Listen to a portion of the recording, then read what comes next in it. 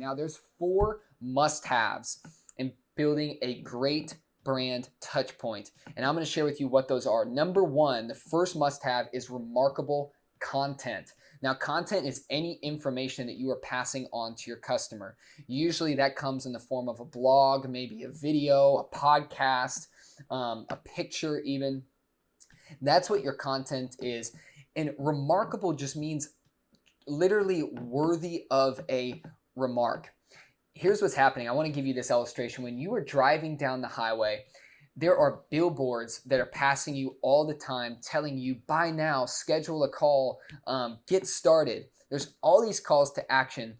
And what you might notice is that even if you are looking directly at that billboard, if I were to ask you 3 seconds later, what did that billboard say? Very good chance you would have no idea. And this phenomenon is something that our brain does to help us weed out the things that are not important to us and keep the things that are.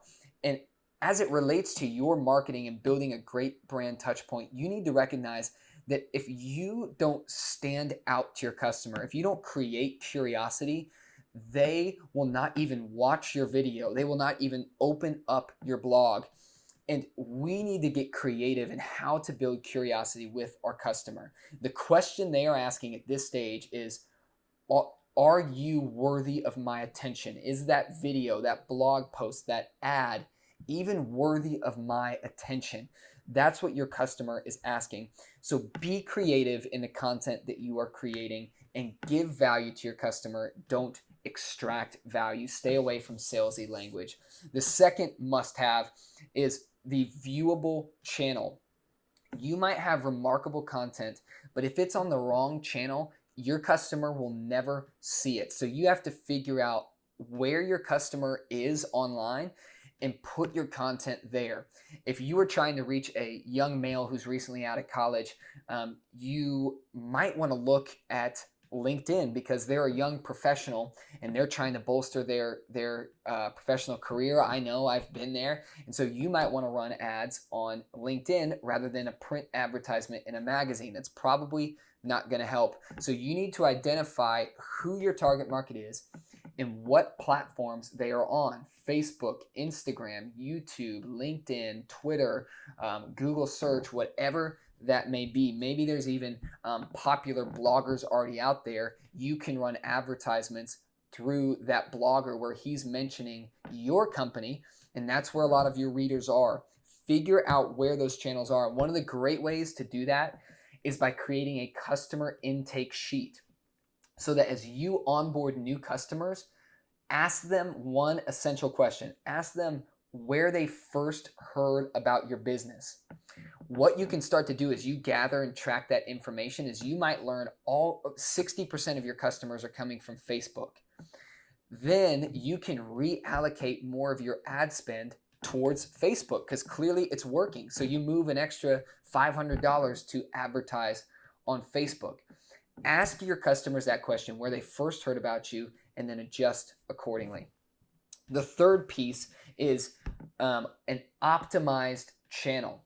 You might have remarkable content, you might have found the right channel, but if your customer can't find your content amidst all the other content, all the other information on that channel, they will miss you and it will all be for a loss. All that stuff that you did will be for a loss.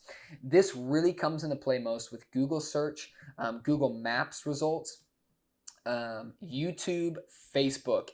Each of these have algorithms that you need to understand. Algorithms are like the rules of the road for that platform. And if you aren't following by the rules of the road, your post is going to be less and less likely to get seen by your customer. So even if you have great content, even if you're on the right channel, the third must have is making sure the channel that you're on is optimized by looking at the algorithm on those platforms. Just to give you a quick example, I Google searched right before this salon in my area, a hair salon in my area on Google, and it brought up 490 million results. You could be a hair salon in my area and be in the millions in rank, and I will never find you. So it's so important. There's so much content competing on platforms that you need to make sure they're optimized. And then the fourth piece is the ability to advance.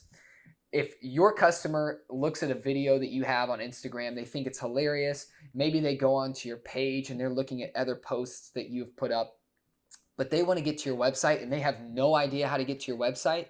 You are losing that customer. Customers are lazy. And if you make them take 20 clicks where it should take 3, you are losing revenue as we speak. A really easy way to just get a baseline to stop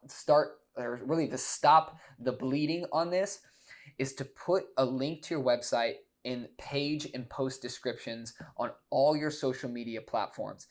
That's going to give them an avenue to get to your website where they're actually getting called and can take action to buy your products or schedule an appointment, whatever that call to action may be. So that's super, super important.